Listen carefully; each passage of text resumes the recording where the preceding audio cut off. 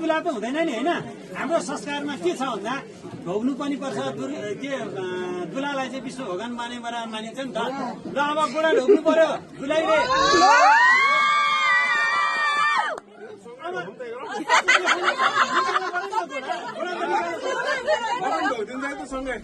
अनि ढोग्नु अहिले म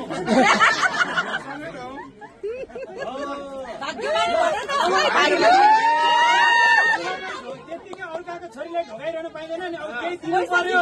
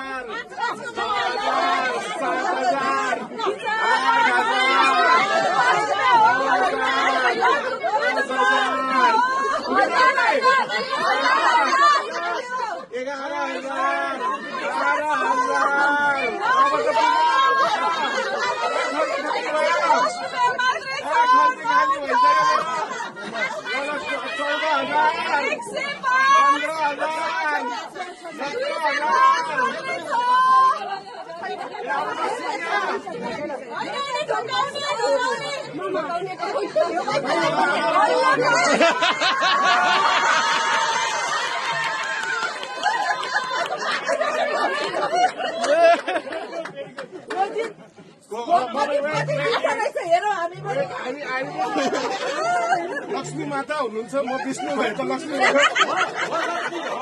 माता नमस्कार। गर्छु अनि म पनि उड्दिन अब त।